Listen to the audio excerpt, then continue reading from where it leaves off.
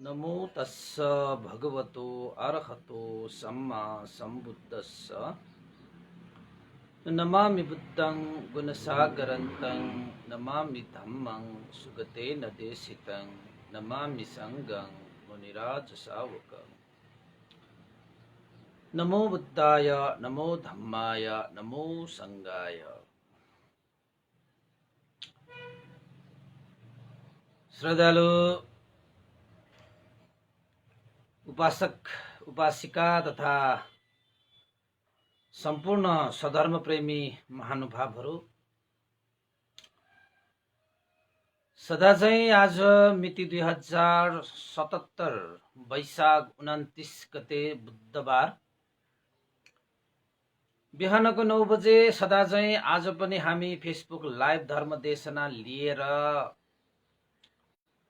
उपस्थित भइसकेका छौं र देशना सुन्नको निमित्त फेसबुकमा जोडिरहनुहुने देश विदेशका सम्पूर्ण श्रद्धावन्त उपासक उपासिका तथा सधर्म प्रेमी महानुभावहरूलाई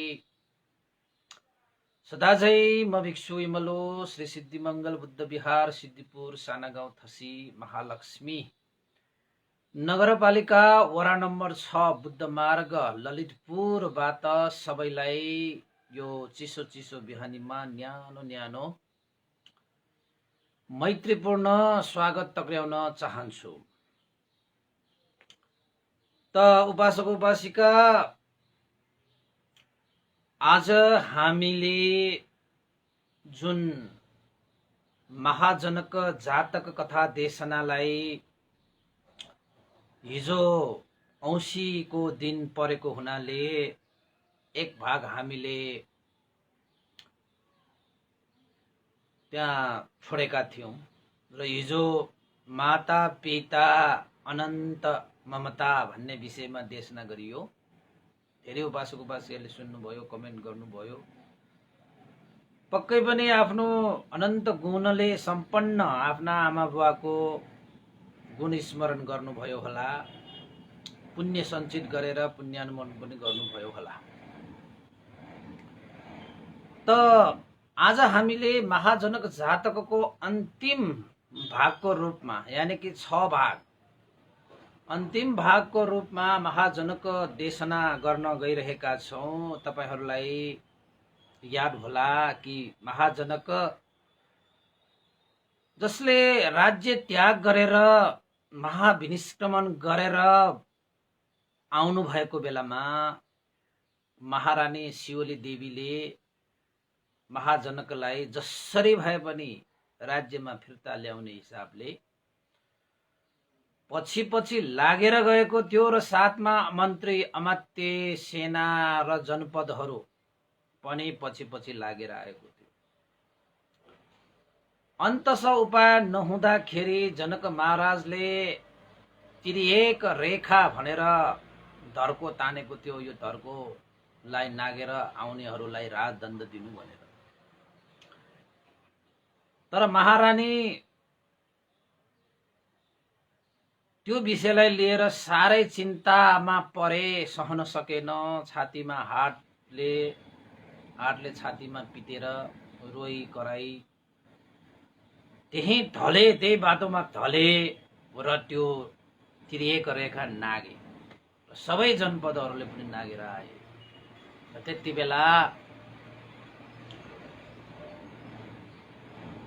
महाजनक बोधिसत्वलाई आफ्नै परिवार, राज्य, सेना, मन्त्री, अमात्यबाट महाविनिष्क्रमण जस्तो महान कार्यमा विघ्न बाधाहरू भइरहेको कारणले गर्दाखेरि दिव्य चक्षु प्राप्त उदीचक नारद काश्यप ऋषि एकजना हुनुहुन्थ्यो। नारद काश्यप उसले देखे र बोधिसत्वलाई भेटेर प्रोत्साहन गरे। मिका जीन ऋषिले पनि भेटे, बोधिसत्वलाई भेट्न आएर प्रोत्साहित गरे। त्यसपछि भने बोधिसत्वले सबैलाई, महारानीलाई सम्म पनि अरूलाई दुःख नदेऊ, मेरो यो मार्गमा विघ्न बाधा नहाल, तिमी पनि आउन चाहन्छौ भने आऊ, म तिमीलाई मैले प्राप्त गरेको मिठो शिक्षा दिउँला, ज्ञान दिउँला। अवश्य पनि तिमीले बाटोमा ज्ञान पाउनेछौ। तिमीले पनि आफ्नो जीवन आफूले इच्छा गरे अनुसार जिउन पाउने अधिकार छ। त महारानीले राजाको पछि लाग्ने नछोडिकन अरू सेनाहरू अमात्यहरूलाई पछि पछि आउँदै गर, म चाहिँ राजालाई जसरी भए पनि फर्काएर ल्याउँछु भनेर राजाको पछाडि नै गए। यतापट्टि तपाईँको शिवली देवी लगायत मन्त्री अमात्यहरू पनि रानीको हिफाजतमा पछि पछि लागेरै गएको थियो। तर अघि जस्तो सँगै नगए तापनि पछि पछि लागेर गएको। किन त भन्दाखेरि महारानी जस्तो व्यक्तिलाई अब सुरक्षा त गर्नु पर्यो। तर महाराज महाजनक बोधिसत्वले अरूलाई दुःख नदेऊ शिवली देवी, हेर कति पछि पछि लागेर आएको। जति पछि लागेर आए तापनि मैले त खकार थुके जस्तै सबै चिज त्यागेर आइसकेको छु। त्यसैले मेरो लक्ष्य, मेरो उद्देश्य सुनिश्चित भइसकेको छ। रोकेर रोकिनेवालामा म छुइनँ भनेर बोधिसत्वले सम्झाएको थियो। तर शिवली देवी माने, गए पछि लागेर। कहाँ पुगे त भन्दाखेरि ठुँड भन्ने नगरमा पुगे। त्यो ठुँड भन्ने नगरमा पुग्दै गर्दाखेरि त्यो नगरमा के घटनाहरू घटे त भन्ने विषयलाई छोडेर हामीले अस्ति क्रमशः गरेका थियौँ उपासकहरू। तपाईँहरूलाई याद होला, मैले तपाईँहरूले बिर्सिनु भयो कि भनेर यो कुराहरू अलिकति सरसर्ती तपाईँहरूलाई सम्झाइदिएको। त त्यसपछि अर्को भएछ कि ठुँड भन्ने नगरमा गएपछि भिक्षाटनको समय थियो, भोजन गर्ने समय थियो। अब त्यो ठुँड भन्ने नगरमा एक्कासी एकजना तपस्वी, एकजना ऋषि, हैन। अब बोधिसत्वले त तपाईँको ऋषिको वस्त्र धारण गरेर पात्र, माटोको भाँडो हैन, पात्र लिएर त गइसकेको छ। अब कसलाई थाहा हुन्छ एकैचोटि यसरी चाहिँ आउँदाखेरि त कसैले चाहिँ अब ल फलना ऋषि आउनु भयो भनेर भिक्षा दिने पनि कुरो भएन। हिँड्दै जाँदाखेरि एउटा घटना के भएछ त भन्दाखेरि एकजना पसलेको, त्यही नगरको एकजना पसले थियो। त्यो पसलेको के विभिन्न खानेकुराहरू बेचेर अब जीविकोपार्जन गर्ने भन्नु पर्यो, हैन। त्यो व्यक्तिको एकजना कुकुरले अब सुगन्धित एउटा चाहिँ खाना तयार पारिरहेको हुनाले एउटा कुकुरले चाहिँ त्यो पसलेको त्यो सुगन्धित खानावाला त्यो पोको हैन च्याप्प समाएर कुकुर त भागेछ। अनि पसलेले यसो हेरे त कुकुरले आफूले चाहिँ तयार पारेको खाना टिपेर भागेपछि त त्यो पसलेले पनि लत्थी लिएर त्यसलाई, कुकुरलाई पिटेर त्यो आफ्नो खाना लिनको निमित्त कुकुरको पछि पछि दौडेछ। अनि त्यसपछि कुकुर पनि डराएर त्यहाँबाट कुच्चा भाग ठोकेछ। मुखले त्यो टोकेर लगेको त छ, लगेकै छ कुकुरले। लग्दै गर्दाखेरि बाटोमा ठ्याक्कै त्यो बोधिसत्व महाजनक र महारानीलाई भेटेछ त्यो कुकुरले। अनि अब यताबाट पछाडिबाट एउटा पसलेले लत्थी लिएर त्यो आफूले चाहिँ खोसेर ल्याएको, हैन, अब कुकुरले चोरेरै ल्याएको भनौँ न। त्यो अब कुकुरले चाहिँ अब खानको निमित्त हैन पसलमा राखिरहेको टिपेर ल्याएको भयो नि त। लत्थी लिएर त्यहाँबाट चाहिँ आइरहेको, डर त्रास त थियो नि। र अगाडि चाहिँ ठ्याक्कै बोधिसत्व महारानी त्यहाँ भेटेपछि त कुकुर त डरायो। डराएपछि कुकुरले के सोचे त भन्दाखेरि अब भएन बा, अब यिनीहरूले मलाई समात्यो भने त मलाई त मार्छ होला, पछाडिको मान्छेले त मलाई अब भेट्टाउने भयो भनेर कुकुरले आफूले चाहिँ भोकेर आएको, मुखले चाहिँ टोकेर भोकेर आएको त्यो खाना चाहिँ त्यहीँ छोडेर कुकुर चाहिँ कुच्चा भाग भयो। अब त्यो खाना जो छ त्यो त सबै भुइँमा ढुलोमा पर्यो,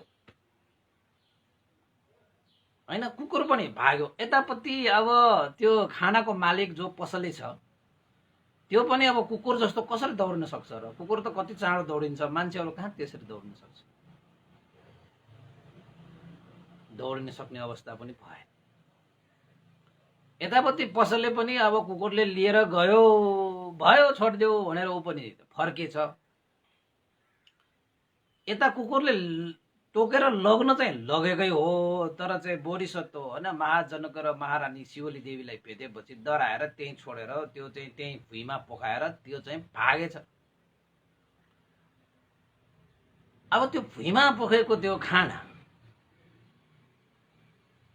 महाजनक बोधिसत्वले के सोचे त भन्दाखेरि यो त भुइँमा पोखेर गएको खाना, यो त अब त्यत्तिकै खेर जान्छ, न मान्छेहरूले खान्छ न अरूले खान्छ यो। अनि बोधिसत्वले यसो विचार गरे, अब त भोजन गर्ने समय पनि भयो, भिक्षाटनको समय पनि छ, तर भिक्षा भने पाएको थिएन। त्यसैले महाजनको बोधिसत्वले के सोचे त भन्दाखेरि आजको भोजन म यही कुकुरको जुठो धुलोमा खसेको यही अन्नलाई नै, यही खानालाई नै, यो खाद्यान्नलाई नै म आज आफ्नो भोजन बनाउने भएँ भनेर महाजनको बोधिसत्व, हेर्नुहोस् है, प्रवचित भइसकेपछि कतिसम्मको त्याग तपस्या गर्नुपर्छ भन्नेको। भुइँमा कुकुरले छोडेर गएको धुलो पिठो भएको त्यो खाना पनि महाजनको बोधिसत्वले आफ्नो पात्रमा राखेर त्यही पात्रमा राखेको त्यो खाना आफूले चाहिँ खान थाल्यो। ओहो, मलाई आज आफ्नो कर्म पुण्यको प्रभावले मलाई भोजन प्राप्त भयो, भोजनको समय छ, यति बेला यो प्राप्त भयो भनेर खुसी भएर प्रीति उत्पन्न गरेर बोधिसत्वले त्यही खाना खाए, भोजनको रूपमा खाए। त्यति बेला शिवली देवीले हेरे, ओहो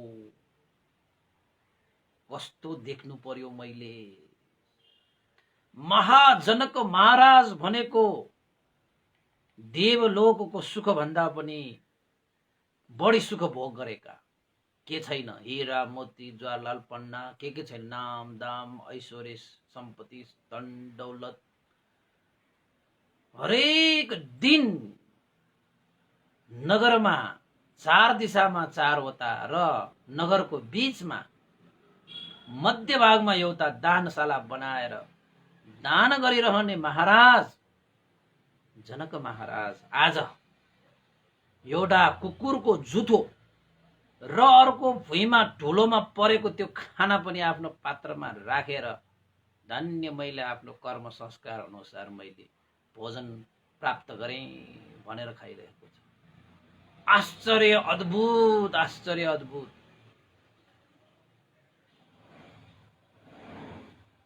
महारानीले विचार गरे, अब यस्तोसम्म खानको निमित्त तयार भइसकेको यो राजा फेरि राज्यमा फर्केला भन्ने मलाई त लागेन। पक्कै पनि अब राज्यमा यो फर्किनेवाला म छैन। यस्तो राज्यको केही सानो मोह मात्र भएको भए पनि यस्तो खानासम्म त खाँदैन थियो। ओहो, भएन बा भनेर शिवली देवीले राजालाई भन्न गए, महाराज, हे जनक महाराज, तपाईले यो के गरिरहनु भएको? कुकुरले टोकेर ल्याएको खाना, कुकुर जस्तो चाहिँ पशुको जुठो र हेर्नुस् त बाटोमा धुलोमा परेको यी खानाहरूलाई तपाईले त खाइरहनु भएको छ। तपाईको जीवन यस्तो कुकुरहरूको जुठो र भुइँमा परेको यस्तो खाना खानु पर्ने तपाईको जीवन हो? तपाई त महाजनक राजा हो, राजा। तपाईले चाहनु भयो भने अझै पनि 84 व्यञ्जन तपाईको सामुन्ने आउँछ। मखमलको हैन, तपाईको चाहिँ मखमलहरू ओछ्याएर सुनको थालीमा सुनको जुत्ता सुनको पकडी लगाएर जीविका यापन गर्ने तपाईको एक एक शब्दले कस्ता कस्ता कुराहरू परिपूर्ति हुन्छ। 4 दिशामा 4 वटा दानशाला, नगरको मध्य भागमा एउटा दानशालामा त्यस्तो दानी दाता दानी महाराज तपाईँ आज हेर्नुहोस् त तपाईले यस्तो खानु परिरहेको छ। यो सबै यो प्रवजित भएको कारणले गर्दाखेरि तपाईले यो सबै चाहिँ यो दुःख भोग गरिरहनु भएको। आउनुस् महाराज, फर्किनुस्, तपाईलाई मिथिलाले पर्खिरहेको छ। सारा मन्त्री अमात्य उपराज जनपदहरूले तपाईलाई पर्खिरहेको छ। यस्ता दुःखहरू भोग्ने मार्गमा किन हिँड्नुहुन्छ तपाईँ? भिक्षाटनको नाममा, भोजनको नाममा तपाईले यस्तो चीज खाएको, के तपाईलाई यस्तो चीज खान सुहाउँछ भनेर शिवले देवीले जनक महाराजलाई भने। जनक महाराजले उत्तर दिए, हे शिवली देवी, न म अब राजा हुँ, न मिथिला राज्य मेरो हो। म त प्रवजित भइसके। प्रवजितहरूको वंश परम्परा नै भिक्षा मागेर खाने। कसैको अधिकारमा नभइसकेको, कसैले त्यागिसकेको त्यस्ता विषयलाई परिभोग गरेर जीविका यापन गर्ने म प्रवजित भइसके, म त्यागी भइसके। त्यसैले चाहे त्यो कुकुरको जुठो नै होस्, चाहे त्यो धुलोमा परेको बाटोमा फ्याँकेको होस् या खसेको होस् या कसैको अधीनमा नभएको चिज मैले ग्रहण गर्न योग्य भएकै कारणले गर्दाखेरि मैले त्यो भिक्षाको रूपमा मैले त्यो ग्रहण गरेँ।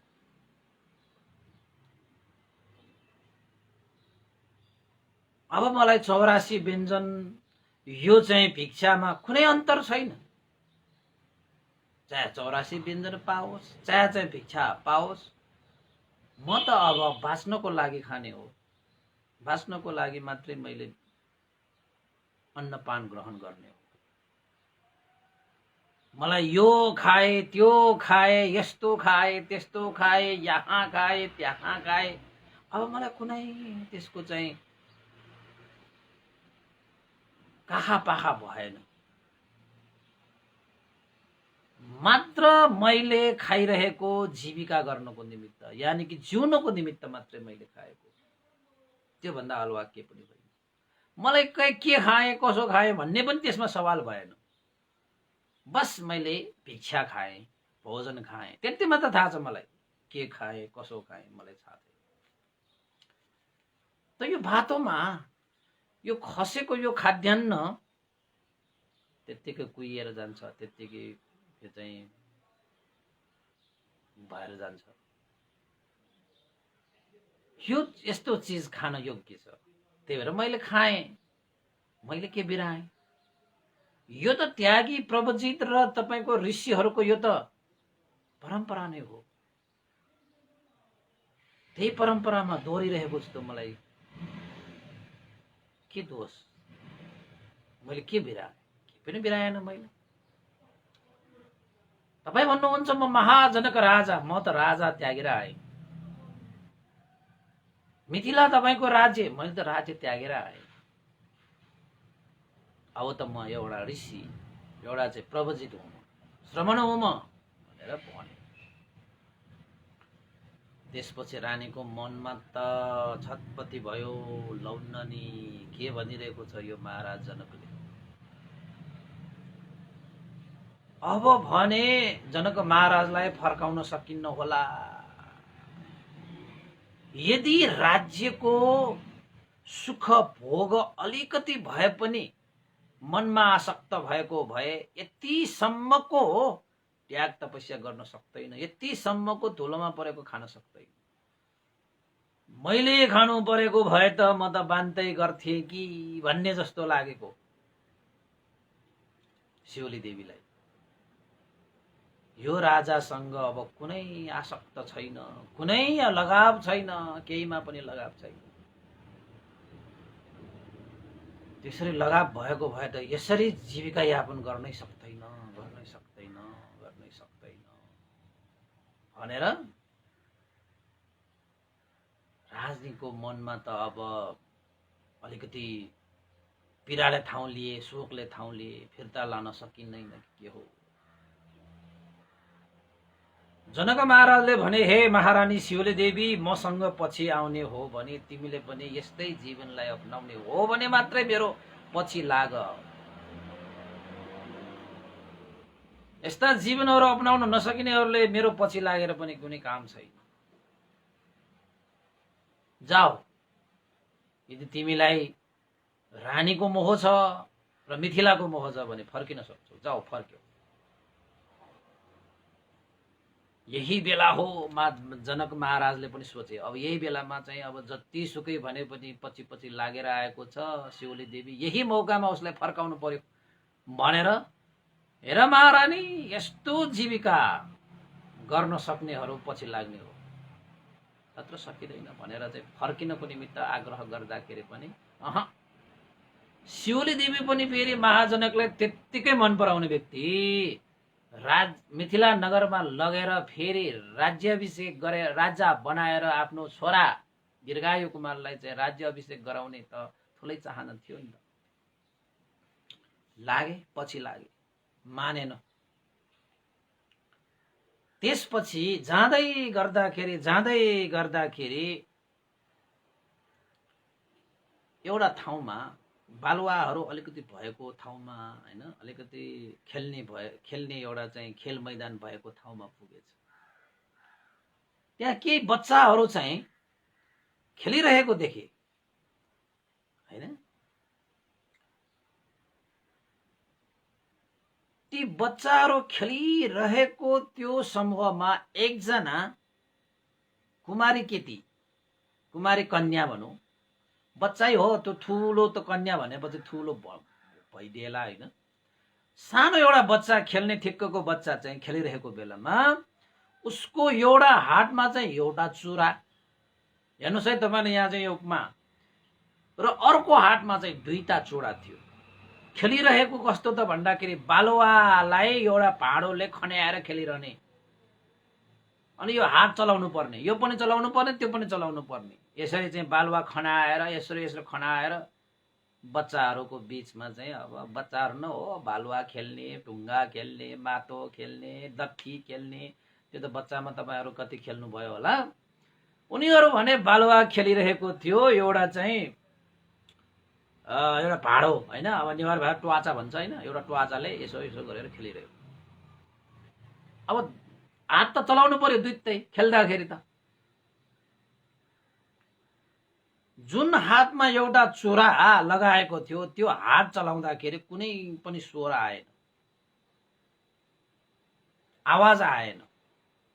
तर जुन हातमा दुईटा चुरा लगाएको थियो त्यो दुईटा चुरा लगाएको हात चलाउँदाखेरि, त्यो बालुवा खनाएर खेल्दाखेरि त हात चलाउँदाखेरि त त्यो हात चलाउने बित्तिकै त्यहाँ त के आयो, स्वर आयो, आवाज आयो।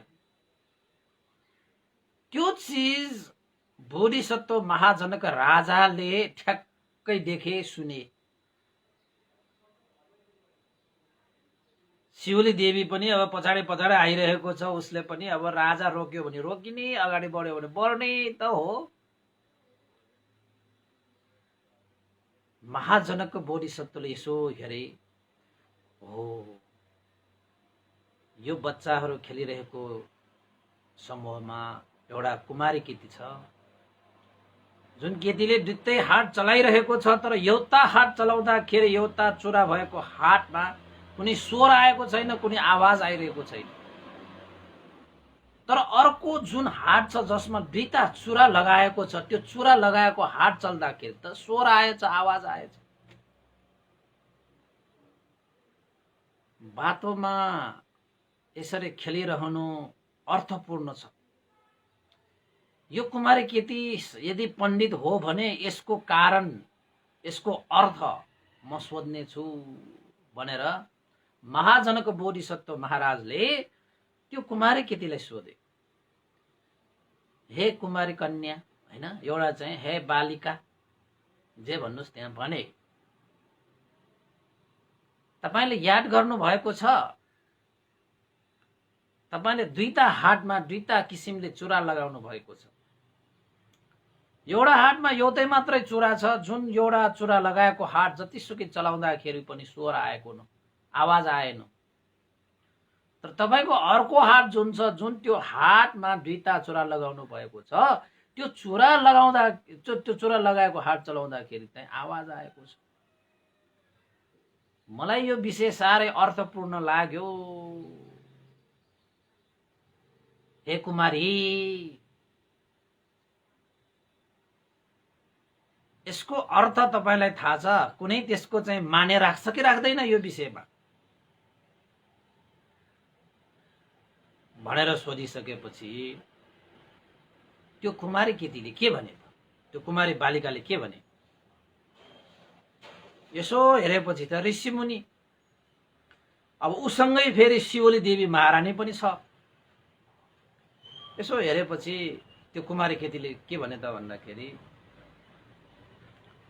जुन हातमा मैले एउटा चुरा लगाएको छु त्यो हात जति चलाउँदाखेरि पनि आवाज आएन, तर जुन हातमा दुईटा चुरा लगाएको छु त्यो हात चलाउँदै बित्तिकै त्यहाँ चाहिँ के आउँदो रहेछ? आवाज आउँदो रहेछ। त्यसैले एक्लै एउटै चुरामा कुनै आवाज छैन, शान्त छ, आनन्द छ। दुईटा चुरा हुने बित्तिकै त्यहाँ शान्त छैन, आवाज आएकै छ। त्यहाँ जुरेको जुरै छ, त्यहाँ ठोकेको ठोकै छ। त्यहाँ त्यसैले यसको माने नै मैले भन्ने हो भने, हे तपस्वी, हे ऋषिमुनि, हे श्रमण, तपाई पनि सुगतिको मार्गमा हिँडिरहनु भएको छ भने अवश्य एक्लै हिँड्नुस् है। दुईजना भयो भने एक आपसमा विवाद हुन्छ, एक्लै भयो भने कसरी विवाद हुन्छ? जहाँ विवाद हुन्छ त्यहाँ बाधा अर्चनहरू आउँछ, जहाँ विवादै हुँदैन त्यहाँ के को बाधा अर्चन? जसरी दुईटा चुरा लगाएको हात चलाउने बित्तिकै त्यहाँ ठोकिएको छ, आवाज आएकै हुन्छ, चाहेर पनि हुँदैन। त्यसैले सुगतिको मार्गमा हिँड्न चाहने, याचना गर्ने व्यक्तिहरू एक्लै यात्रा गरेको राम्रो। साथमा अरू भयो भने वाद विवाद हुन्छ, वाद विवाद भएपछि विघ्न बाधा आउँछ र यात्रामा अवरोध हुन्छ।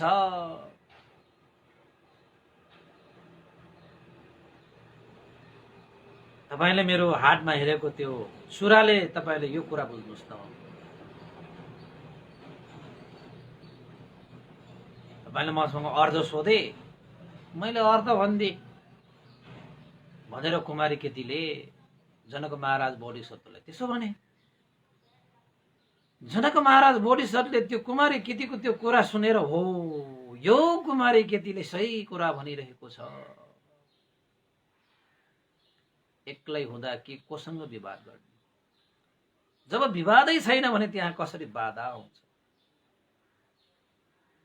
त्यसैले एक्लो यात्रा भनेको सुखदायक हुन्छ, शान्तिदायक हुन्छ, न के विवाद न के विवाद।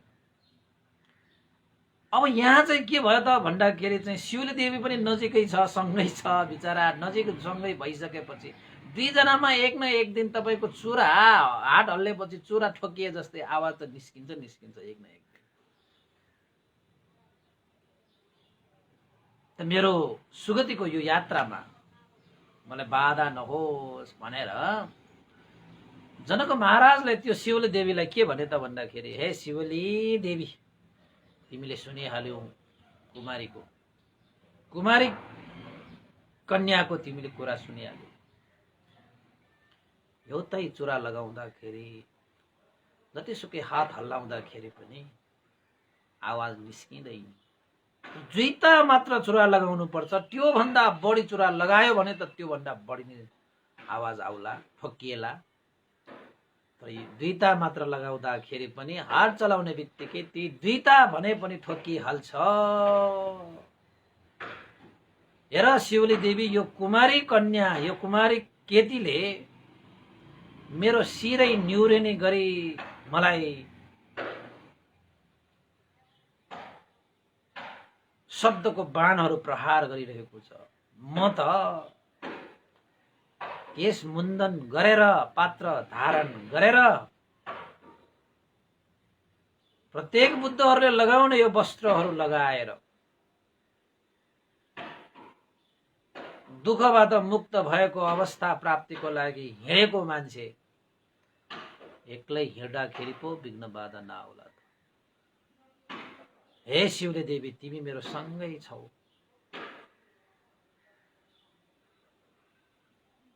दुईजना त्यो मार्गमा हिँड्यो भने अवश्य पनि विवाद आउँछ, अवश्य पनि बाधा अर्चन आउला।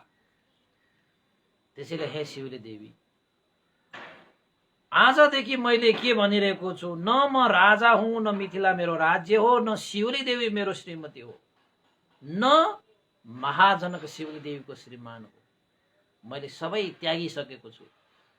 त्यसैले यहाँ बाटाहरू छन्, थुप्रै बाटाहरू छन्। हे शिवली देवी, तिमी आफ्नो बाटो लाग, म आफ्नो बाटो लाग्छु।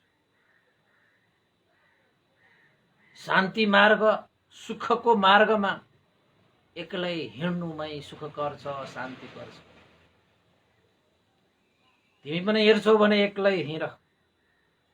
अन्तस जीवनमा मान्छेहरू एक्लै यात्रा गर्ने हो। 2-4 दिन बाँच्दाखेरि तिमी मेरो साथ, ऊ मेरो साथ, यो मेरो साथ मात्रै भन्ने कुरा हो। आखिरमा जो कोही पनि एक न एक दिन एक्लै यात्रा गर्नुपर्छ।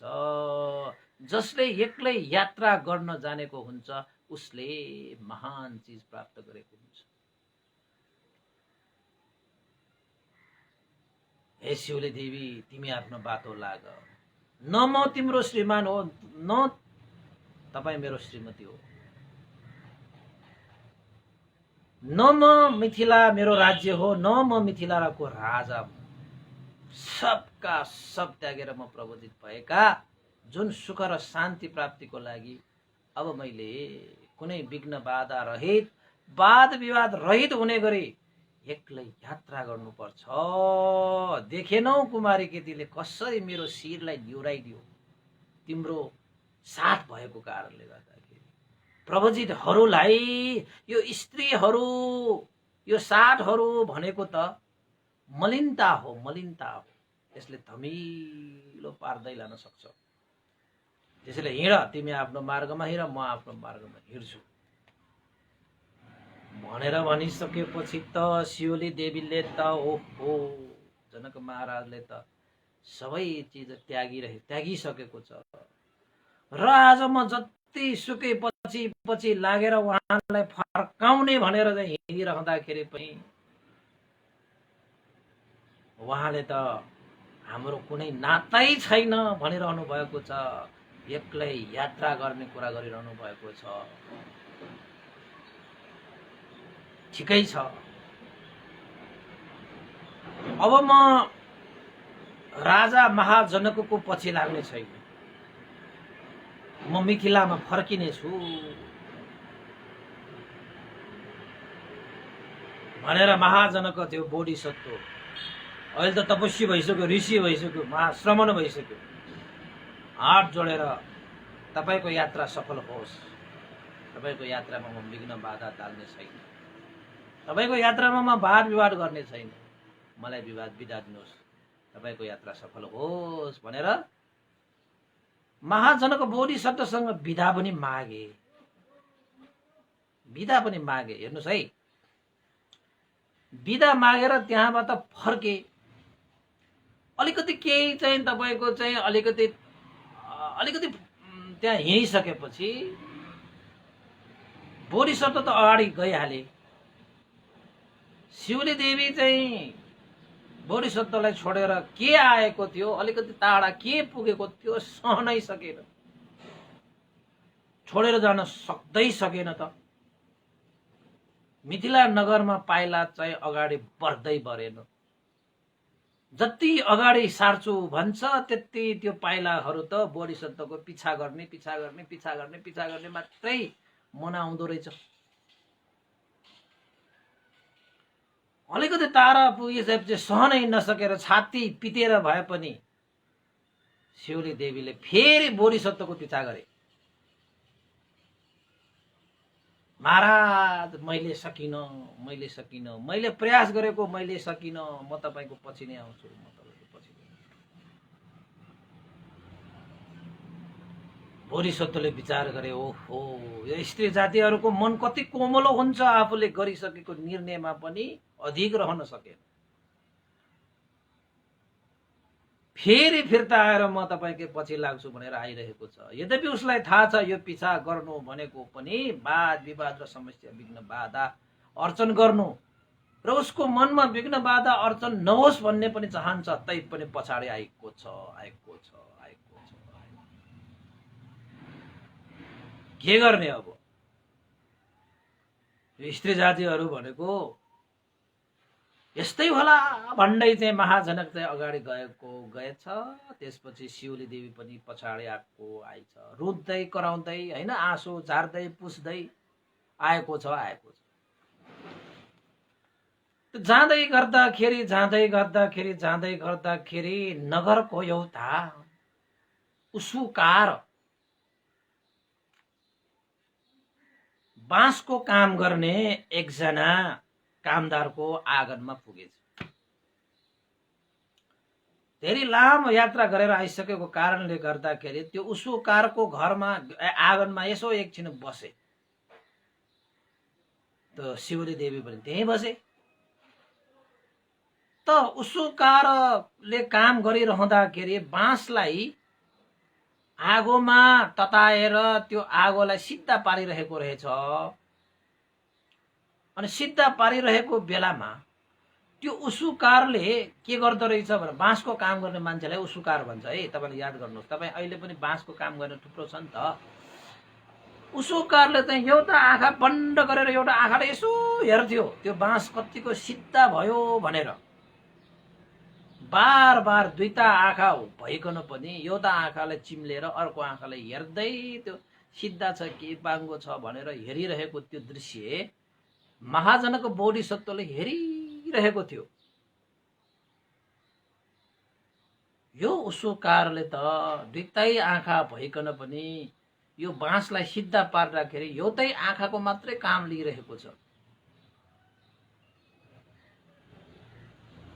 बिना कारण त्यसले त्यो गरेको त पक्कै होइन। पक्कै यसको कारण छ। यदि यो उसुकार पण्डित हो भने उसले यो आँखा दुईटा भइकन पनि बाँसलाई सिद्धा पार्दाखेरि एउटा आँखा बन्द गरेर एउटै आँखालाई मात्रै प्रयोग गर्नुको कारण सोध्नु पर्यो। पक्कै पनि यो पण्डित हो भने यसले अवश्य पनि यसको अर्थ बताउने छ भनेर बोधिसत्व महाजनक महाराजाले गएर त्यो उसुकारलाई सोधेछ। हे उसुकार महाशय, मैले तपाईलाई अघिदेखि हेरिरहेको थिएँ। तपाईँ साह्रै मेहनती, साह्रै परिश्रमी। तपाईले जुन यो बाँसका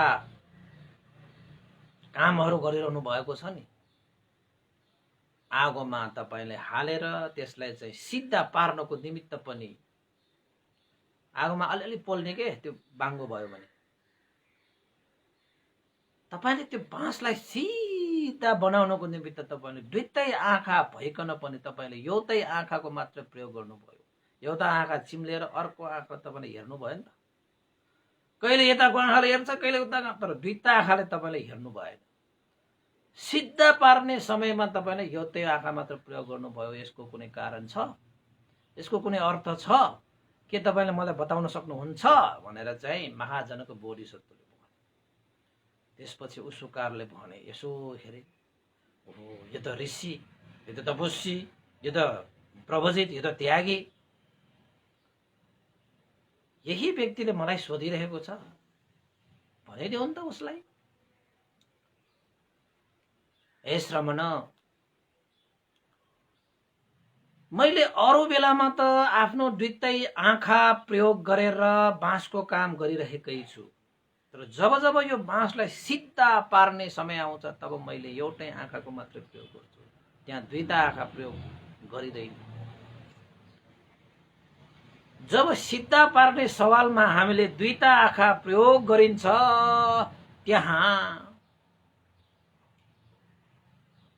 सिधापन सोझोपनलाई छुट्याउन सकिँदैन, गाह्रो हुन्छ, त्यहाँ अलमलिन्छ।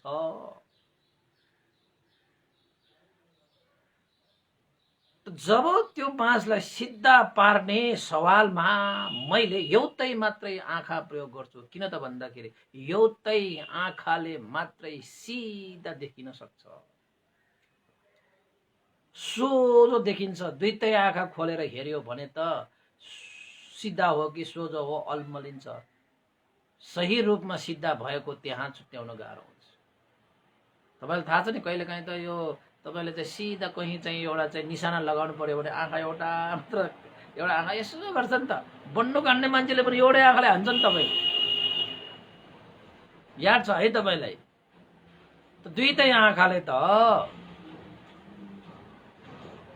छर्लङ्ग देखिने, दुईटै आँखाले त धेरै भाग मात्र देखिने हो, तर सिधा देखिनको निमित्त एउटै आँखा चाहिन्छ, एउटै आँखाले हेर्न सक्नुपर्छ, एउटै आँखाले हेर्नुपर्छ। त्यसैले श्रमण, तपाईँ पनि आफ्नो यात्रालाई सिधा बनाउन चाहनुहुन्छ भने एक्लै यात्रा गर्नुहोस्, एक्लै हिँड्नुहोस्, अनि मात्रै सिधा हुन्छ।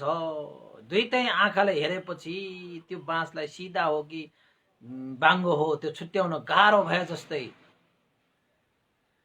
सुगतिको यात्रा गर्ने, सुखदायक शान्तिदायक यात्रामा हिँड्ने व्यक्तिले पनि, त्यस्ताको याचना गर्ने व्यक्तिले पनि एक्लै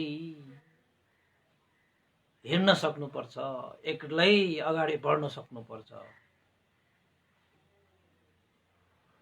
किन त्यसो भनिरहेको त भन्दाखेरि उसँग त एकजना महारानी पनि छ, स्त्री पनि छ। त यो श्रमण पनि भनिरहेको छ, फेरि स्त्री पनि पछाडि लाखेर लगिरहेको छ। अब त्यस्ता व्यक्तिहरू कहाँबाट सिधा हुन्छ? सिधा त हुनै सक्दैन। अब शिवदेवले छोडेकै होइन। त्यसपछि महाजनक बोधिसत्वले त्यो उसुकारलाई चाहिँ साधुवाद दिए। साधुवाद साधुवाद साधुवाद, तपाईँले सही कुरा भन्नुभयो। पक्कै पनि सिधा पार्नु छ भने एउटै आँखाले हेर्नुपर्छ। त्यसैले यो जीवनलाई पनि सिधा बनाउनु छ भने एक्लै हुनुपर्छ, एक्लै जिउन सक्नुपर्छ, एक्लै यात्रा गर्नु सक्नुपर्छ, एक्लै बाँच्ने हिम्मत राख्नु पर्दछ जीवन। अनि मात्र उसको जीवन सोझो हुन्छ। त्यसपछि बोधिसत्वले शिवले देवीलाई हेरेर भने, हे शिवले देवी, तिमीले सुनिहाल्यौ यो उसुकारको कुरा, पक्कै पनि तिमीले के कुराहरू जान्यौ होला, बुझ्यौ होला। यही यस्ता शिक्षाहरू ज्ञानहरू तिमीले थाहा पाओस् भनेर मैले तिमीलाई आउने भए आऊ भने। अब त थाहा पायो होला नि त, अब त जानियो होला नि त, अब त बुझियो होला नि। देखेनौ, जीवन सोझो पार्ने, सिधा पार्नु हो भने एक्लै जिउने, एक्लै बाँच्ने, एक्लै यात्रा गर्ने साहस हुनुपर्छ। अनि मात्रै उसले आफ्नो जीवनलाई सोझो पार्न सकिन्छ। जसरी त्यो उसुकारले बाँसलाई सोझो पार्दाखेरि दुईटा आँखाको प्रयोग गर्दैन, एउटै आँखाको प्रयोग गर्छ र त त्यो बाँस सिधा हुन्छ।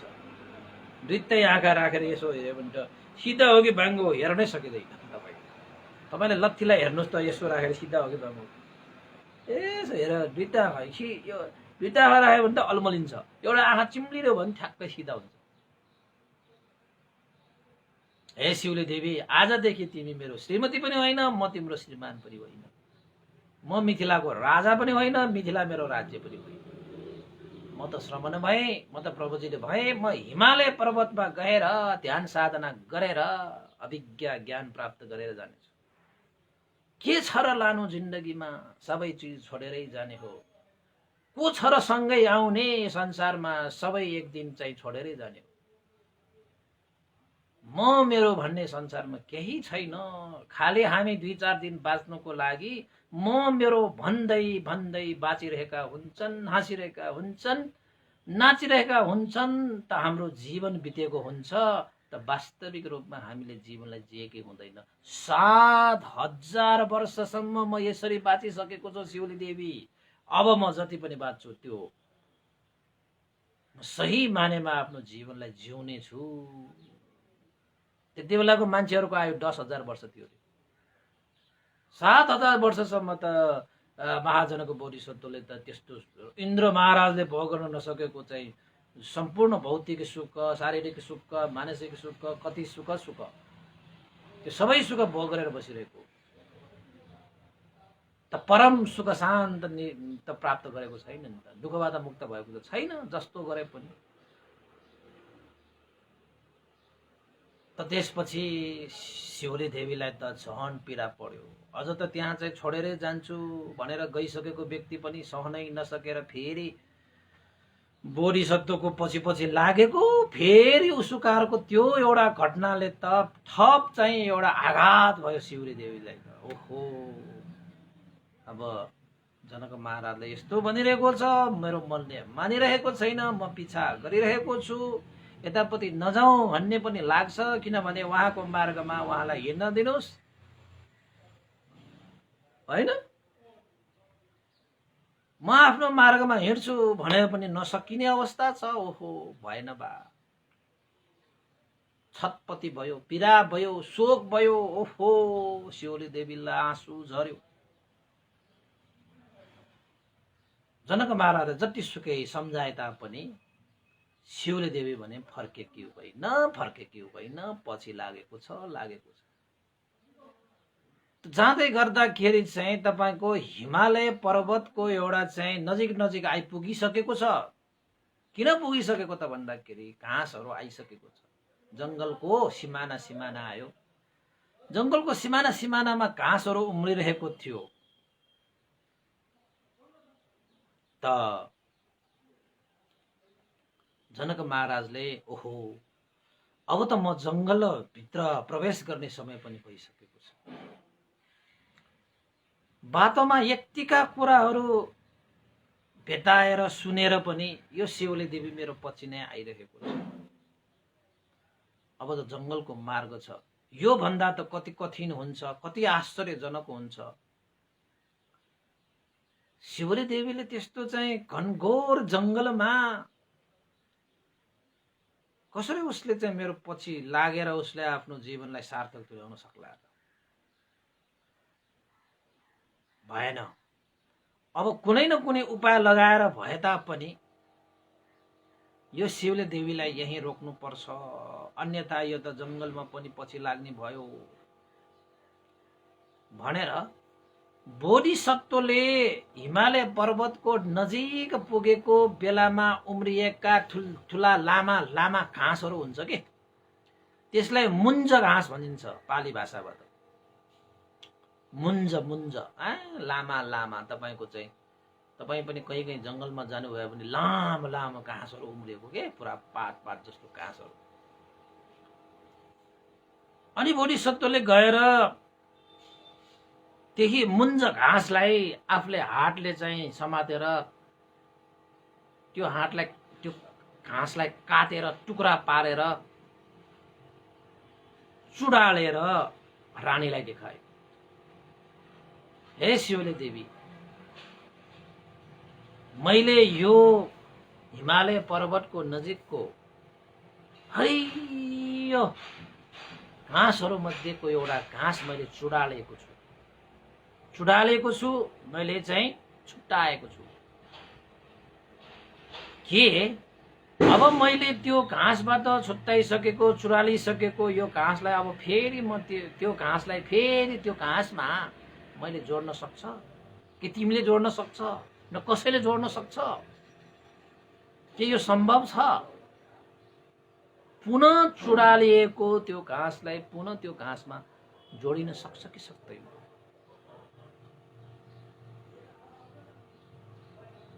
म त सक्दैन। शिवले देवी तिमी सक्छौ के अरू कसैले सक्छ?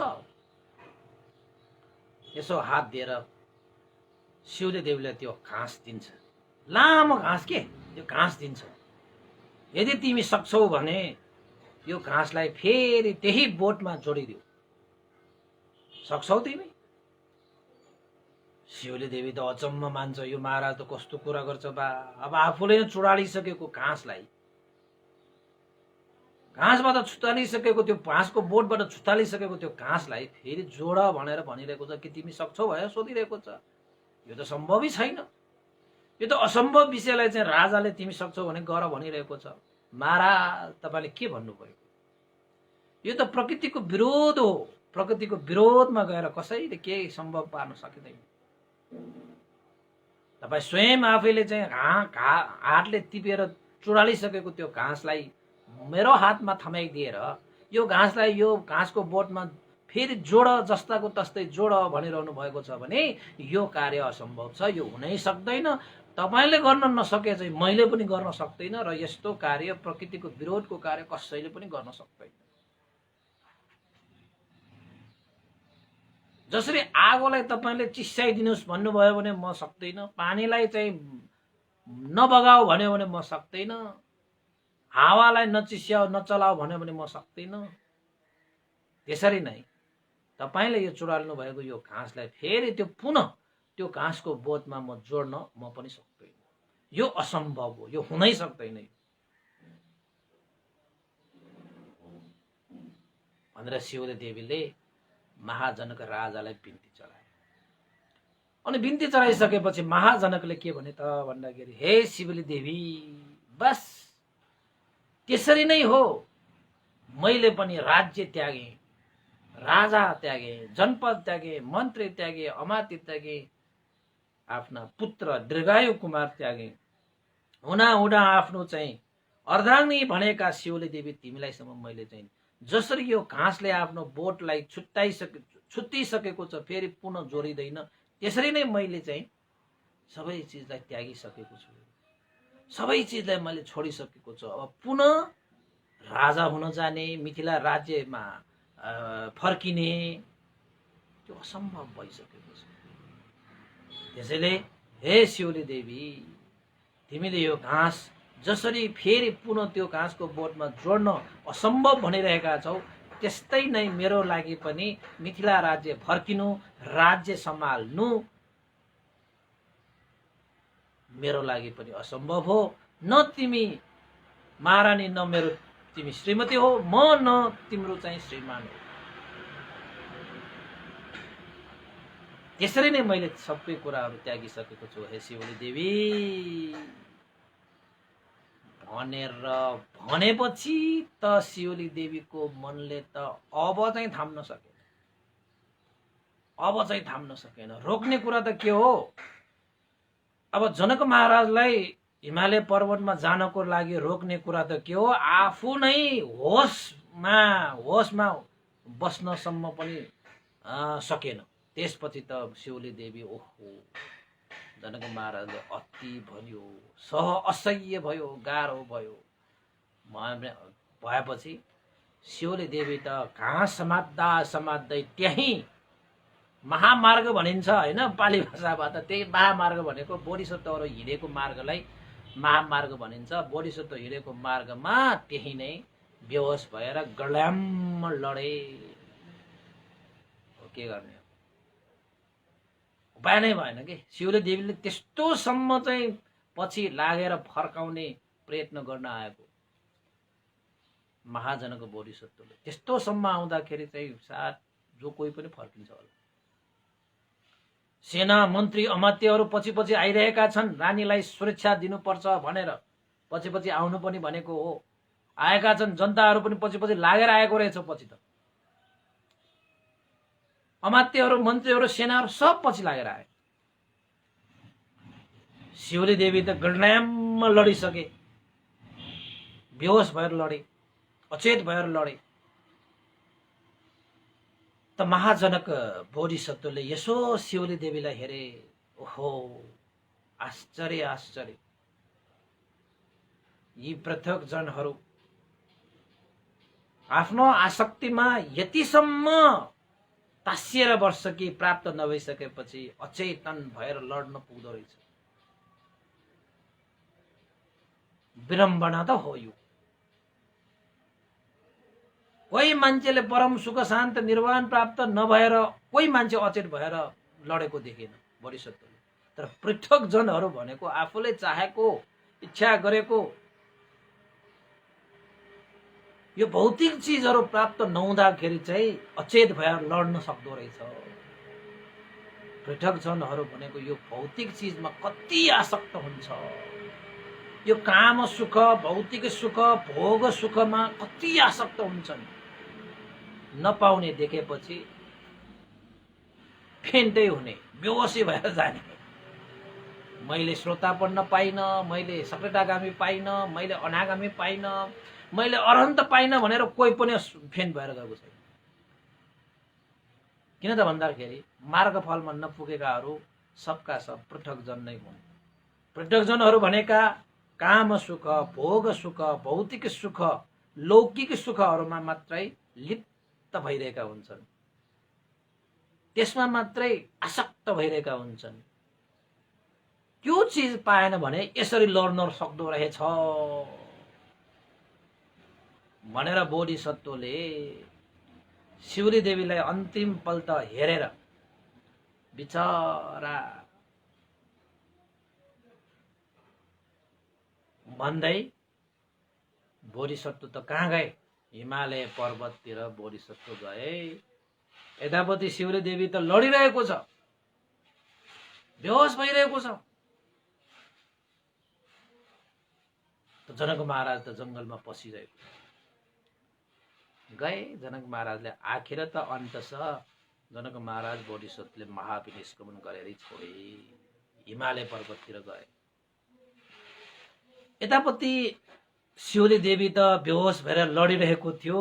त्यहाँ चाहिँ मन्त्रीहरू अमात्यहरू सैनिकहरू आउँदै गर्दाखेरि महारानीको सुरक्षाको निमित्त पछि पछि लागेर आइरहेको थियो हैन। जनताहरू पनि जनपदहरू पनि अलिअलि पछि पछि लागेर आइरहेको थियो। त आउँदै गर्दाखेरि महारानी त त्यहाँ अचेतन अवस्थामा बेहोस भएर लडिरहेको अवस्थामा भेटे। हातमा घाँस टिपेर के भएको होला, लौन्न नि महाराज जनक महाराज कहाँ गए होला भनेर मन्त्री अमात्यहरू पनि अलमलमा परिरहेको थियो। यसो कतै कतै यसो यसो हेरे। अब जङ्गलभित्र छिरेपछि त कता गयो के गर्यो कसलाई थाहा भएन।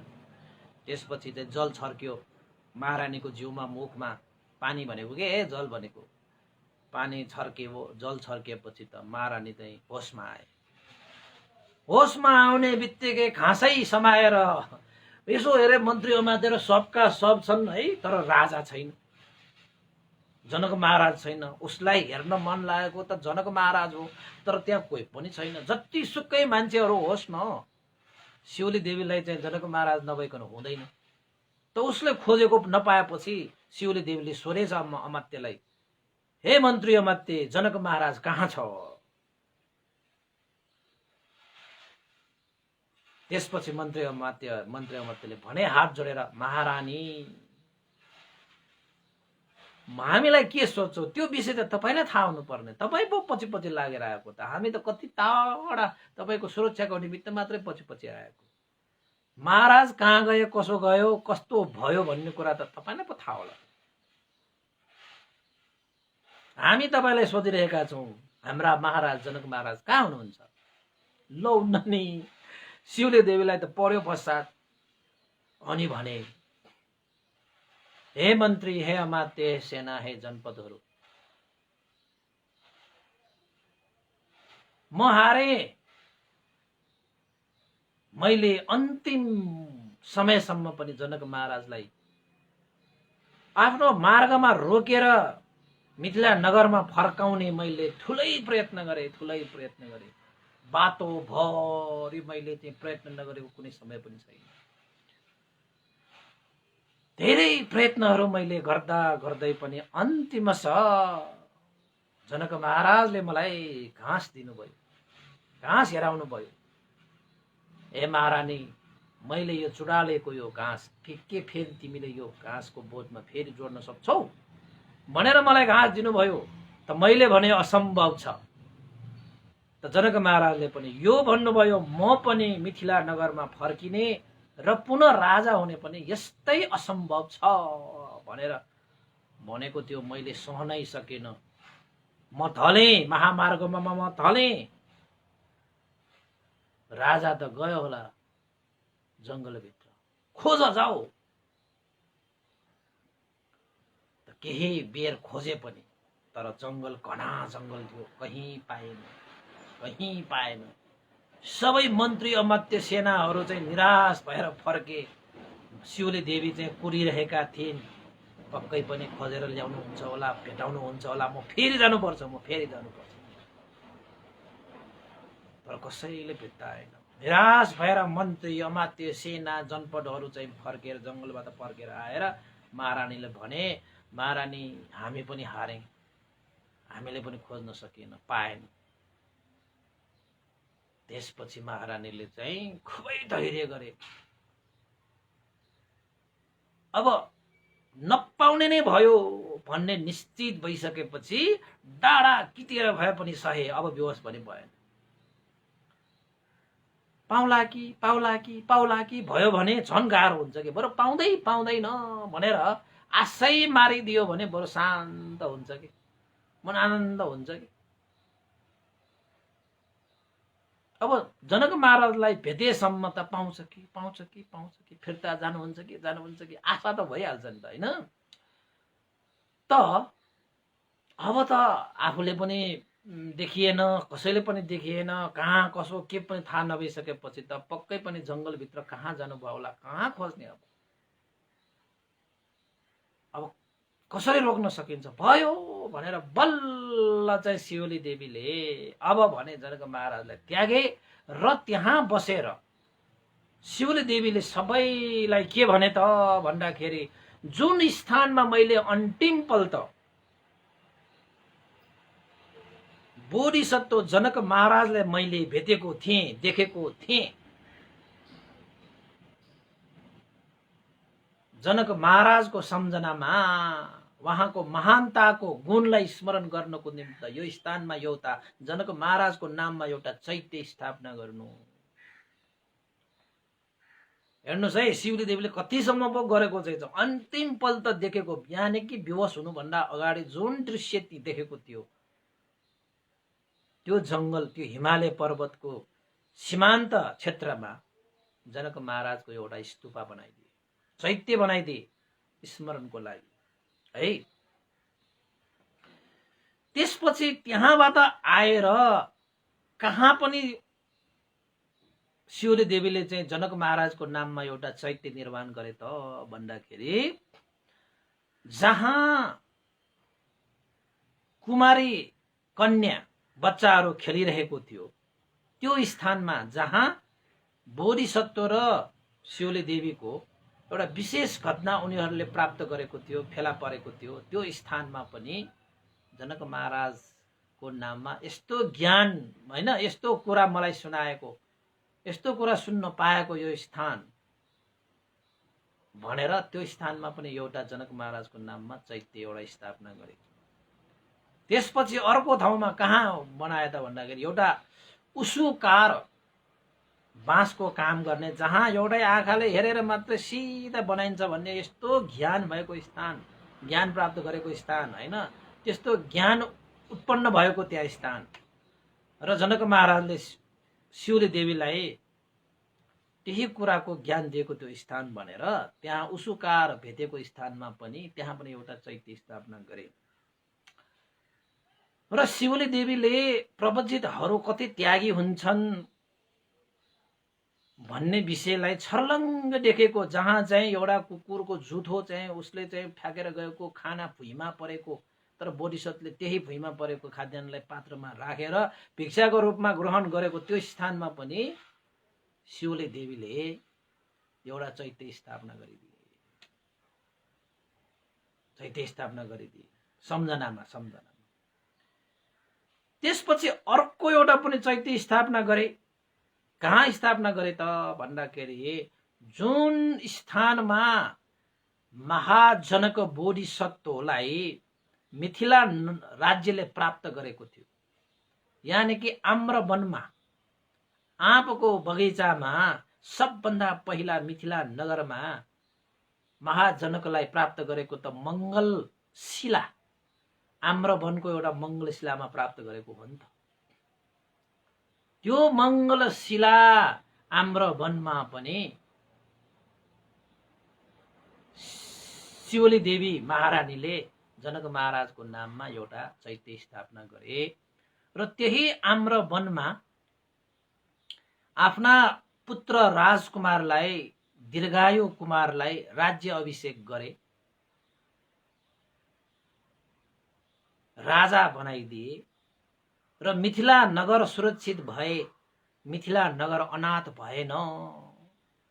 अब मैले पनि आफ्नो कर्तव्य निभाएँ भनेर शिवली देवी महारानीले आफ्ना पुत्र दीर्घायु कुमारलाई राजा बनाइसकेपछि मिथिलामा फर्काए, सेनाहरू फर्काए, अमात्य मन्त्रीहरू पनि फर्काए, जनपदहरू पनि फर्काए। तर शिवली देवी भने फर्किनु भएन। त्यही आम्र वनमा जसरी जनक महाराजले साँच्चैकै सुमार्गलाई अपनाएका हुन्, साँच्चैकै प्रवजित भएर, त्यागी भएर परम सुख शान्तिको खोजीमा निस्केका हुन्, एउटा राजाले त्यसरी चाहिँ खोज नीतिमा हिँड्न सक्छ भने म पनि महारानी हो, मिथिलामा गएर म एक्लै मात्रै के गर्न सक्छु र जनक महाराज बिना म पनि यही आम्र वनमा आजदेखि अहिलेदेखि ऋषिनी प्रवज्या भएर बस्छु भनेर शिवली देवी त्यही आम्र वनमा ऋषिनी प्रवज्या भएर सबैलाई फर्काइदिए मिथिला नगरमा। हेर्नुहोस् है, आखिरमा शिवली देवी पनि ऋषिनी प्रवज्या त अन्तिममा त भएरै छोडे। त त्यही आम्र वनमा नै ध्यान योग साधना गरेर शिवली देवीले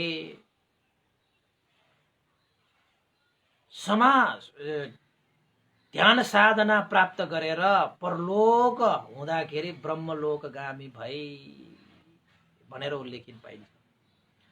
उता महाजनको बोधिसत्व हिमालय पर्वतमा गएर 7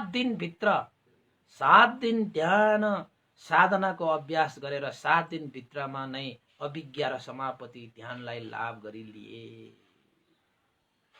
यता जनक महाराजले पनि आफ्नो जीवनलाई सार्थक बनाएर छोडे, यता शिवली देवीले पनि आफ्नो जीवनलाई ऋषिनी प्रवज्या गरेर आफ्नो जीवनलाई पनि सार्थक बनाएर अन्तसर परलोक गए हैन, बितेर गएपछि ब्रह्मलोकगामी पुगे। र मिथिलामा दीर्घायु कुमारले चाहिँ जसरी आफ्ना पिता महाजनकले दशराज धर्म पालन गरेर राज्य सम्पादन गरेका थिए, राष्ट्रमा भएका प्रत्येक बुद्धहरूको मान सम्मान गरेर उनीहरूको सेवा सत्कार गरेर पुण्य आर्जित गरेका थिए र देश र जनताको हित सुखको निमित्त शिक्षा, स्वास्थ्य, रोजगार हैन, विभिन्न सुख शान्ति, चयन, अमन, चयन, नीति नियमको साराका सारा जनताहरूको सुख शान्तिको निमित्त नियम नीति पनि बनाए। कोही भोको नहोस्, कोही चाहिँ नाङ्गो नहोस् भनेर हरेक दिन चारवटै दिशामा र नगरको बीचमा दानशालालाई निरन्तरता दिए र दीर्घायु कुमार पनि आफ्नो कुशल कर्म अनुसार ऊ पनि सुगतिगामी भएर गएपछि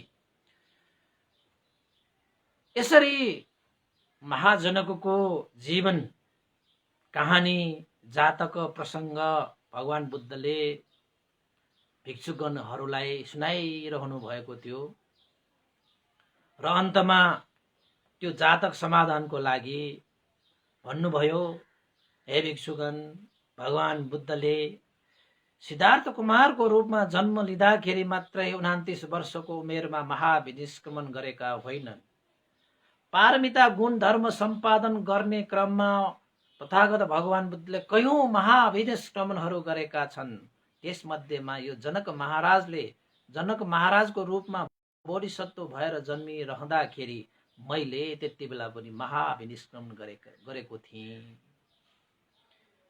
हे भिक्षुगण, त्यति बेलाका समुद्र देवी उपल्ल वर्णा हुन् भने नारद काश्यप जसले महाजनकलाई प्रोत्साहित गर्न आएका थिए प्रभुजी जीवनमा, नारद काश्यप अरू कोही होइन, अहिलेका सारीपुत्र मास्तवीर हुनुहुन्छ भने मिगाजीन तपस्वी ऋषि को रहेछ त भन्दाखेरि अहिलेका मोडगल्यान मास्तवीर भन्दिने हुनुहुन्छ भने कुमारी कन्या जो बच्चाको रूपमा त्यहाँ बालुवामा खेलिरहेका थिए चुरा लगाएर, त्यो अरू कोही होइन, अहिलेका खेमा महारानी हुन्। र उसुकार जो बाँसको कामहरू गर्छन् त्यो अरू कोही होइन, अहिलेका आनन्द मास्तवीर हुन् भने शिवली देवी अरू कोही पनि होइनन्। त्यति बेलाका शिवली महारानी अहिलेका राहुल माता यशोधरा देवी हुन् भने दीर्घायु कुमार अरू कोही होइनन्। मिथिला नगरका राजा दीर्घायु कुमार कोही होइनन्, राहुल कुमार हुन् भने आमा बुवा अरू कोही होइनन्, राजकुल नै आमा बुवाहरू हुन् भने महाजनक राजा अरू कोही होइन, म स्वयं नै थिएँ। हे भिक्षुगण, त्यसैले भगवान बुद्धहरूले महाविनिष्क्रमण यही जन्ममा एकपल्ट मात्र गरेका होइनन्, कयौं जन्ममा त्यसरी महाविनिष्क्रमण गरेर आएका थिए। कयौं जन्ममा पनि महाविनिष्क्रमण आएर गरेका थिए। साह्रै कठोर त्याग तपस्या बलिदानको नमुना हो महाविनिष्क्रमण भनेर भगवान बुद्धले ती भिक्षुगणलाई चाहिँ यो महाजनक जातक कथा देशना समाधान गर्नुभयो। ल उपासक उपासिकाहरू, महाजनक कथा देशना पनि आज मैले अन्तिम रूप दिएँ है। भगवान बुद्धले देशना गर्नु भए जस्तै तपाईहरूले पनि यसलाई चाहिँ राम्रोसँग सुनिदिनु भयो भने कति भिक्षुहरू यो जातक सुनेर चाहिँ मार्गफलमा प्रतिष्ठित भएर गए। अब तपाईहरू भयो कि भएन मलाई त थाहा भएन हैन, तर हुन पाए त कति जाति हुन्थ्यो। नभए पनि यो देशना सुन्नु भएको पक्कै पनि तपाईको मार्गफल प्राप्त गर्नको निमित्त अवश्यमेव यो चाहिँ आधार भरोसा हुनेछ भनेर मैले तपाईहरूलाई पनि प्रोत्साहित गरेँ। ल बाजको बाजकाहरू, भोलिदेखि हामी अर्कै कुनै कथा, कुनै सूत्र, कुनै जातक हैन, कुनै प्रसङ्ग, के धर्मका कुराहरू भोलि पनि हामी निरन्तरता दिने नै छौँ। आजको लागि चाहिँ मैले यही क्रमशः गरेँ है। अब यहाँ चाहिँ केही उपासक उपासिकाहरूले हिजो चाहिँ अब आमाको मुख हेर्ने दिनमा अलि ढिला भए पनि धेरै उपासक उपासिकाहरूले नाम चाहिँ लेखाउनु भएको थियो परित्राण पाठ गर्नुको निमित्त, पुण्यानुमोदन गर्नुको निमित्त है। त्यही कुराहरू चाहिँ अब धेरै उपासकहरूले चाहिँ यो मेसेन्जरमा, तपाईँको चाहिँ मोबाइलमा, ई सेवामा, एकाउन्टमा कहिले चाहिँ तपाईँको फोन गर्नुहुन्छ, कहिले कता है। त्यही भएर चाहिँ मैले सबैको नाम चाहिँ टिप्ने कोसिस चाहिँ गरेको छु। मैले सबैको नाममा परित्राण त पाठ गरिसकेको छु। फेरि मेसेन्जरमा खोजे कतिको यहाँ चाहिँ लेखेको छुट्टिएको पनि हुनसक्छ। छुट्टिएको भए मलाई फेरि तपाईँले भन्न सक्नुहुन्छ, म पछि फेरि नाम त अवश्य पनि लिइदिउँला, त्यसमा केही फरक परेन। तर हिजो त मैले सबैको नाममा पाठ गरिसकेको छु होइन। यहाँ विक्की महर्जनद्वारा चाहिँ मचा नानी महर्जनको नाममा, दिवंगत हुनुभएका मचा नानी महर्जनको नाममा पनि परित्राण पाठ गर्नको निमित्त, पुण्यानुमोदन गर्नको निमित्त भनेर श्रद्धा दान स्वरूप रु 500 पनि प्रदान गर्नु भएको छ। त्यस्तै गरी चाहिँ आमा बुवाको नाममा दियो बालिदिनु भनेर पनि हिरा देवी धनकुमारी नकर्मीद्वारा दियो बाल्नको निमित्त भनेर पनि 250 रुपियाँ आर्थिक श्रद्धा दान व्यक्त गर्नुभएको थियो। त्यस्तै गरी दिवंगत विकुरत्न बज्राचार्य 7 दिनसम्म उहाँको नाममा परित्राण पाठ गरिदिनु हुनको निमित्त अनुरोध गर्नुभएको छ है। त्यस्तै गरी सुस्वास्थ्य कामना गरेर चिनिया देवी तुलाधर र ज्योति रत्न तुलाधरको नाममा 5 दिनसम्मको परित्राण पाठ गरिदिनु हुन अनुरोध गर्न चाहन्छु भनेर त्यसपछि उहाँहरूको पुण्य आर्जित गरिसकेपछि भोजन दान गर्ने उहाँहरूको श्रद्धा पनि व्यक्त गर्नुभएको छ। उहाँ हाम्रो दिनेश रत्न तुलाधर उपासक है, चन्द्रतारा तुलाधर उपासिका स्वयम्भूबाट उहाँहरूले चाहिँ प्रार्थना गर्नुभएको अनुसार मैले यो चाहिँ अब उहाँहरूको नाममा चाहिँ 7 दिन 5 दिन होइन जति ऊ छ त्यही अनुसारको चाहिँ परित्राणहरू पाठ गरिरहेको छु। उहाँहरूको सुगति निर्वाण कामना पनि गरेँ र सुस्वास्थ्य कामना गर्नुहुने चिनिया देवी तुलाधर ज्योति रत्न तुलाधर ज्यूहरूलाई पनि चाँडोभन्दा चाँडो सुस्वास्थ्य लाभ होस्, रोग सोग भए अन्त विघ्न बाधाहरू शान्त भएर जाउन् भनेर पनि कामना गरेर पुण्यानुमोदन गरेँ है।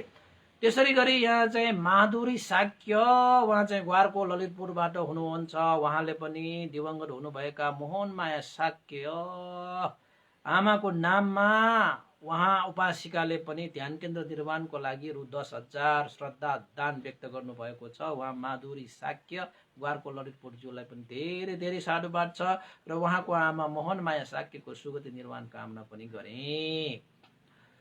त्यस्तै गरी हाम्रा चाहिँ मीना शाक्य उपासिका धर्मदेशना सुनिरहनु भएको छ। उहाँले पनि परित्राण र पुण्यानुमोदन गरिदिनु हुन भनेर श्रद्धा दान स्वरूप रु 300 रुपियाँ आर्थिक सहयोग पनि प्राप्त गर्नुभएको छ।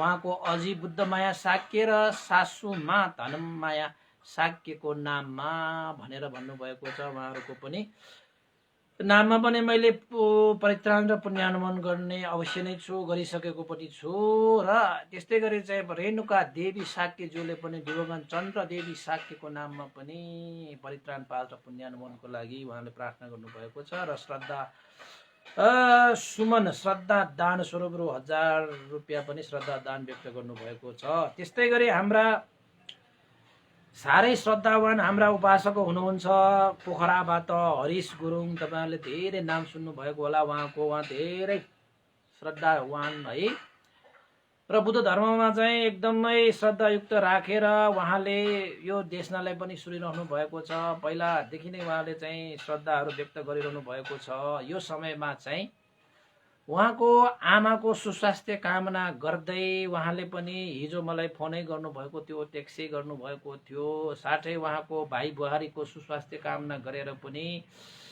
परित्राण पाठ गर्ने, रत्नसूत्रहरू पाठ गर्ने होइन उहाँले भन्नुभएको थियो। मैले भोजङ्ग सूत्र पनि पाठ गरिदिउँला होइन, सके त मैले चाहिँ अरू सूत्रहरू पनि धेरै सत्य वचनहरू पाठ गरिदिउँला। र उहाँ हरिश गुरुङले उहाँहरूको सुस्वास्थ्य कामना गरी रोग शोक भय अन्तर विघ्न बाधा हटेर जाउन् भनेर आशिका गर्दै श्रद्धा दान स्वरूप रु 5,000 पनि श्रद्धा व्यक्त गर्नुभएको छ।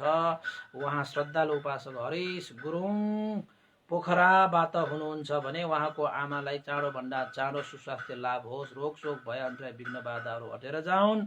उहाँका भाइ बुहारीहरूलाई पनि रोग शोक भय अन्तर विघ्न बाधाहरू हटेर जाउन् भनेर पनि आशिका गर्दै पुण्यानुमोदन गरौँ है। र केही उपासक उपासिकाहरूको त्यो छुट्टिएको छ भने मलाई चाहिँ मेसेन्जरमा भए पनि केहीमा भए पनि तपाईँले चाहिँ खबर गरिदिनु होला है। त्यसमा पछि अवश्य भन्ने नै छौँ है। र आजको लागि चाहिँ अब बिदा माग्नु पर्ला र अन्तमा पुण्यानुमोदन गर्नु अगाडि श्रद्धेय गुरुवर ज्ञानपूर्णिक मास्तवीर भन्ते लगायत श्रद्धेय गुरुवर स्यादव उपनिधा विभंश र सम्पूर्ण देवताहरू अमनुष्यहरू सत्व प्राणीहरू र ज्ञाति बन्धुहरूलाई पनि यो पुण्य प्राप्त होस् भनेर चाहिँ आशिका गर्दै पुण्यानुमोदन गरौँ। भवतु सर्वमङ्गलम्। इदं नो ज्ञातिनां होतु सुखितावन्तु ज्ञातयो। इदं नो ज्ञातिनां होतु सुखितावन्तु ज्ञातयो। इदं नो ज्ञातिनां होतु सुखितावन्तु ज्ञातयो। एतावता सम्मेहि सम्पदं पुण्यसम्पदं सब्बे देवानुमोदन्तु सम्ब सम्पत्ति सिद्धिया। एतावता सम्मेहि सम्पदं पुण्यसम्पदं सब्बे सत्तानुमोदन्तु सम्ब सम्पत्ति सिद्धिया। एतावता सम्मेहि सम्पदं पुण्यसम्पदं सब्बे भूतानुमोदन्तु सम्ब सम्पत्ति सिद्धिया। साधु साधु साधु भवतु सर्वमङ्गलं। सबैको दिन मङ्गलमय होस्, कल्याणमय होस्। सबैलाई साधुवाद।